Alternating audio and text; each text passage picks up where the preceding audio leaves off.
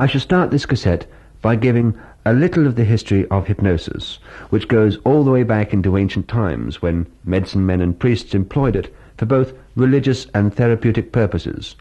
Many miraculous cures were accomplished by such methods as the laying on of hands, or by voyages to various healing shrines, when a trance state was produced in the afflicted person. In those days, the ability to hypnotize, to effect these cures, was thought to be a supernatural power, a mystical, magical kind of thing in the early civilizations of Persia, India, Greece and Rome. During the Middle Ages, wizards and sorcerers gave hypnosis an even stronger identification with the occult. It acquired the reputation of being an evil power, a kind of black magic in which the hypnotizer was considered to be an agent of the devil, and his subjects to be under his evil spell. I'm sure that most of you are familiar with the term mesmerism, which is sometimes used interchangeably with the word hypnotism. This word comes from the name of an 18th century Viennese physician, Franz Anton Mesmer, who achieved considerable renown for his cures which he believed were effected by animal magnetism. According to Mesmer, a patient could be cured of his affliction upon becoming harmonized with the universal fluids flowing through Mesmer's body, or through an elaborate contraption he'd constructed. Mesmer cut quite a figure in his flowing robes with his magnetic wand, and many cures were accomplished when his patients went into trance states upon being touched by him or his wand. But his theory was all wrong. The hocus-pocus he performed was unnecessary for producing the trance state, and he was eventually labelled a charlatan and thoroughly discredited. The phenomenon he evoked in his patients, what we now call hypnosis, was genuine, however, and he thus very colourfully introduced hypnosis into the modern world. After Mesmer, hypnosis was mostly used by physicians to induce anesthesia for surgical purposes and to treat mental disorders. When narcotic drugs came into use for anesthesia, physicians tended to desert hypnosis in favour of this more controllable tool. Prior to their discovery, however, hypnosis was found to be very valuable for alleviating pain in both major and minor surgery for many patients. Another area where hypnosis has been used to great advantage is in the treatment of war neurosis, particularly during World War II, and it is again being recognized as a valuable tool for both therapy and diagnosis, not only by hypnotherapists, but also by psychiatrists, psychologists, and physicians. In 1958, both the American Medical Association and the British Medical Association endorsed the use of hypnosis as an effective therapeutic technique. Dentists have found hypnosis to be so useful that they have coined their own word for it, hypnodontics. Because Hollywood and the novelists have found hypnosis to be such an intriguing subject, much fiction has been produced about it. In fact, so much misinformation has been foisted onto the public that many people still harbour misconceptions about hypnosis.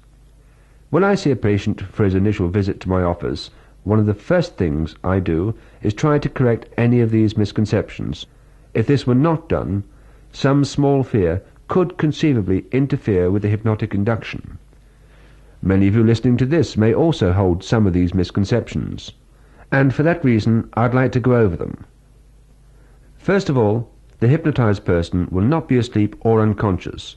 He will be aware of sounds that may occur around him. In fact, in many cases, he will be in a heightened state of awareness. Think of the hypnotic state like this. Consider being normally awake to be equal to 0 and being asleep the equal of 10. A person in hypnosis borders around 4 or 5 on the scale, with some people going a little shallower and some a little deeper. Expectation of an unconscious state may cause a subject mistakenly to feel that he has not been hypnotized. Another common misconception is that the subject must surrender his will. Actually, he may retain his judgment and be fully capable of making decisions throughout the hypnotic state, if he should wish to do so. Neither would he reveal any secrets unless he specifically wished to do so. Some people believe that only people of low intelligence or weak-willed can be hypnotized. This is entirely false. Rather, it appears that people of average or above average intelligence make the best subjects. The ability to concentrate and to visualize vividly the suggestions that are given is very important in attaining a good hypnotic state. Also, there's no relationship between gullibility and susceptibility to hypnosis, as some people believe, and repeated inductions of hypnosis in no way weakens the will or the mind. Many people fear that they won't be able to come out of hypnosis. Granted, this makes a good topic for a work of fiction, but the fact is, it would be utterly impossible to keep a person in a state of hypnosis for any length of time. Perhaps you believe that you will not remember what's taken place while you were in hypnosis. This too is not true. Very rarely does amnesia for the trance state occur spontaneously, and then only in the deeper states of hypnosis. It is a fact that amnesia for the events of the trance state can be suggested by the hypnotist in lighter stages, and may then occur. However, this is seldom done in hypnotherapy. Generally, the subject can expect to remember whatever happens in the hypnotic state. In modern usage, hypnosis has been found to have a wide application to many different problems. Some of the more common of these are drug addiction, insomnia, migraine, speech problems, allergies, pain control, building of self-confidence, sexual habits, stage fright, overcoming depressions. But two of the most frequent complaints that I am asked to treat are that of helping a person lose weight or stop smoking, and this is the primary concern of this cassette. Perhaps you're wondering to what extent you're hypnotizable, if indeed you are hypnotizable at all. Supposing you can't hypnotize me is a question I frequently hear from new patients. The fact is that nearly everyone is hypnotizable to some degree. The differences lie in the speed of response to hypnosis. Some people respond almost immediately to the hypnotic suggestion, while others require more time. Most people, however, are able to reach a depth of hypnosis sufficient to respond favorably to suggestion. There are a number of tests which hypnotherapists use to determine the speed of response to hypnosis. Stage hypnotists also employ their own versions to these tests to quickly discover a member of the audience who will put up the best show, respond the easiest and the quickest to their suggestions.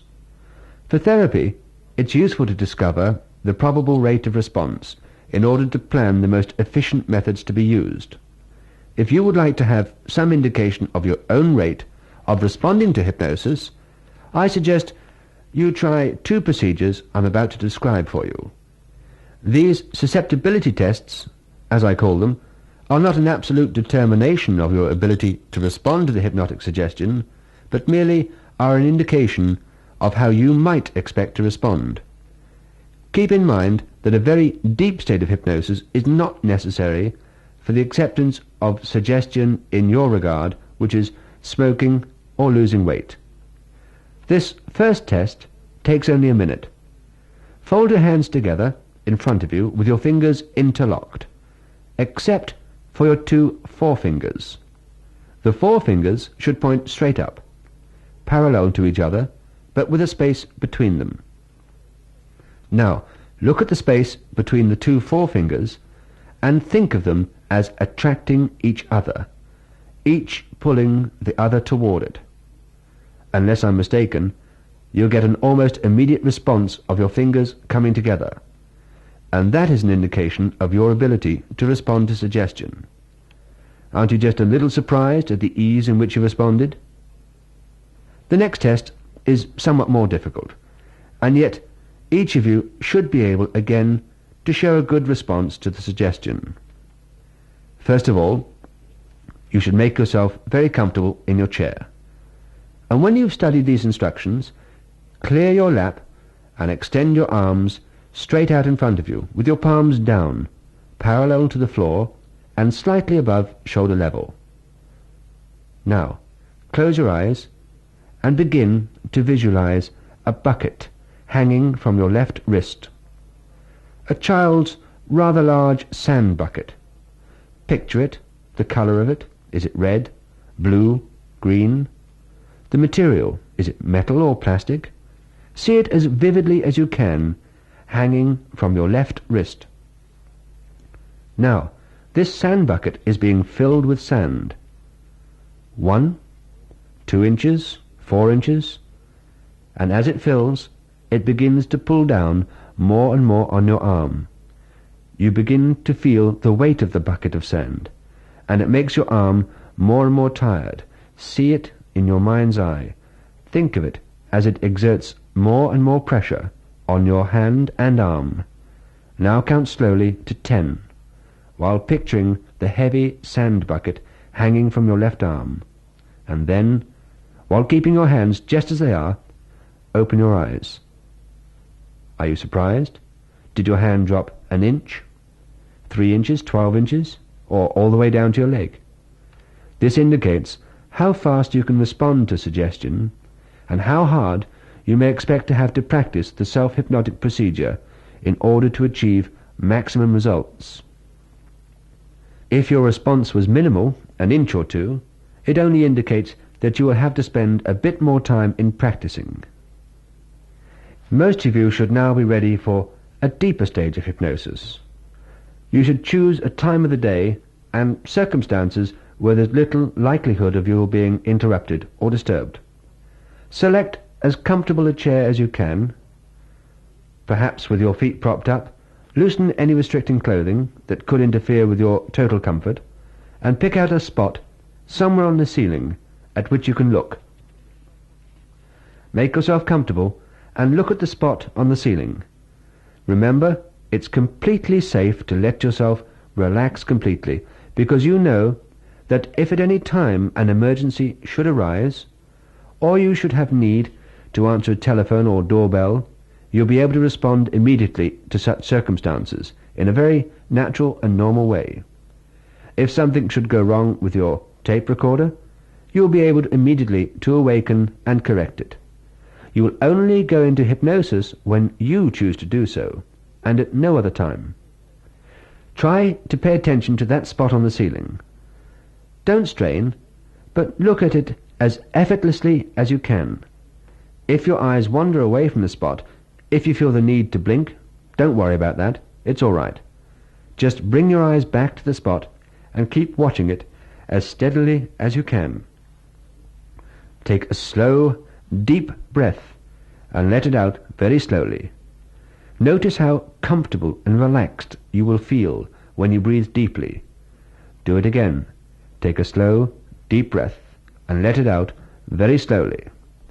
There's no need to feel tense. Your body can just relax. Soon you will be able to enjoy a nice, pleasant, comfortable sensation, breathing deeply and relaxing. And as you keep looking at the spot, you'll find that you'll begin to relax. Soon you will find that your feet are becoming relaxed. You will feel a heaviness, a slackness in your feet, and you will feel that your legs are going to relax. Now relax your arms and your hands. Try to relax them as much as you possibly can. Very soon you will notice a wonderful feeling of relaxation throughout your whole body. While you are concentrating on that spot, you will gradually notice a sense of stillness, quietness, heaviness. This feeling, this stillness and quietness, this heaviness, will feel as if it could drift through your body, beginning in your feet and gradually moving up into your legs, your thighs. Just the feeling of stillness and relaxation and heaviness. You will soon notice the feeling reaching into your abdomen and spreading up into your chest, and as you relax more deeply, this heaviness will drift into your arms and shoulders, into your neck. This feeling of gradual relaxation will drift into your head and face. You will become so relaxed that you will begin to feel a sense of limpness, sleepiness, and as your eyelids feel the heaviness, you will soon find you'll become quite drowsy. Gradually you'll become tired and sleepy, and your eyes may want to close. When you feel that your eyes will be more comfortable closed, then you can allow your eyes to close. But as long as you wish to keep them open, keep looking at that spot. If you do close your eyes, then you can relax even deeper. You do not need to pay attention to anything else except the sound of my voice. You can comfortably listen while you're breathing slowly and deeply. Each breath is helping you go deeper and deeper relaxed. Your whole body is becoming very, very comfortable, very relaxed. Sometimes you may experience a pleasant numb-like feeling. It's a wonderful sensation, so comfortable, so soothing and peaceful. And you can feel this comfortable, wonderful relaxation spreading all through you. And as you feel it, you will have a desire to relax more and more. And you can do so by letting yourself sink deeply, down and down into the chair. Don't hold yourself together. Allow the chair to hold you, and let your muscles go limp, loose and slack. As you breathe deeply and you relax, you no longer try to hold yourself together. You want to enjoy this wonderful feeling of relaxation. You want to feel it spreading all through you. You want to feel it throughout your whole body. All of your body is now becoming even more limp. Your feet are so limp and relaxed. Your ankles, the calves of your legs, your knees, gradually going up. This feeling of relaxation is going up into your thighs and abdomen, your chest, breathing deeply, and you're relaxed. You have less and less desire to move now. You're becoming so wonderfully comfortable. All through your body you feel the limpness and heaviness. Even the small muscles in your face are becoming more and more relaxed and limp. Your entire body is becoming so wonderfully relaxed now. Now stay exactly as you are. Stay exactly as you are. And feel this warm sensation circulating throughout your body, this wonderful warm sensation. That's it. Nice and relaxed. Nice and relaxed. You will now be able to respond to the suggestions that will help you stop smoking. From now on, the feelings that you have had, the urges to smoke or cravings to smoke, the feelings that cause you to smoke, these feelings now will be completely diminished. You will not have the stress and urge to smoke. You will not have the feelings of nervousness or stress or strain when you do not smoke. It will be as if there is no urge to smoke, less and less interest, less and less desire, less and less feeling. It will be as if your mind has become uninterested in smoking, and you will not have the urges, the cravings, the needs to smoke. It will be a wonderful experience not to smoke, and as you continue to relax deeply and to feel again the wonderful feelings of relaxation and heaviness all through your body, you will have become so comfortable that you have no desire to move, enjoying the feelings of heaviness as it drifts and drifts all through your body, deeper and deeper. It's a pleasant, warm state. You have bought this cassette because you want to stop smoking.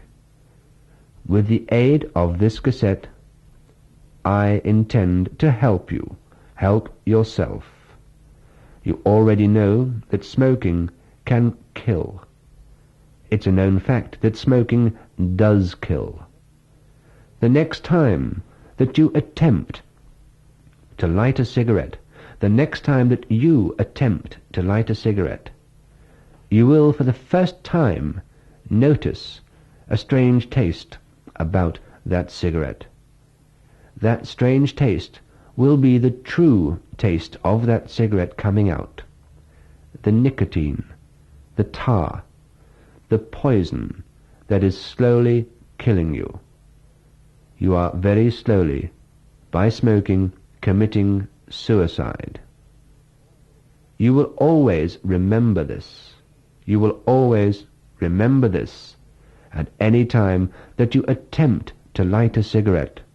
You will think of this horrible tar, this horrible nicotine, which does nothing but kill you in the end. Relax, you're going deeper still, deeper still.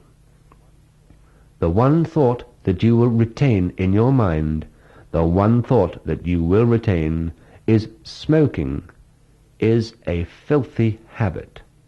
And it is, when you think about it. You're burning that weed, lighting it, setting fire to it, and poisoning not only yourself, but polluting the air as well.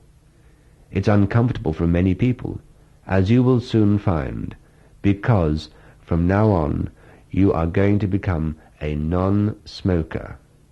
You will not smoke. You will lose all desires and craving.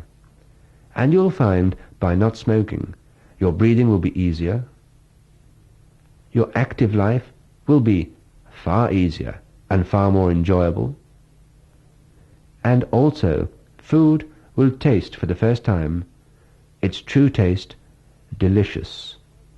Because at first you will find the food tasting so much better as the nicotine gradually leaves your body.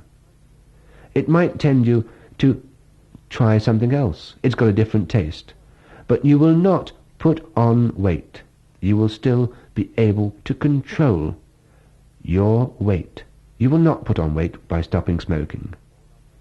All I'd like you to do is to listen to this cassette, not once, but listen to it many times. And very soon you will be a non-smoker. Relax now. Let yourself relax. It's just going to be 10 seconds of complete relaxation, no noise to bother you. And during that silence, just feel this wonderful relaxation. That's it. Here we go. Nice and relaxed.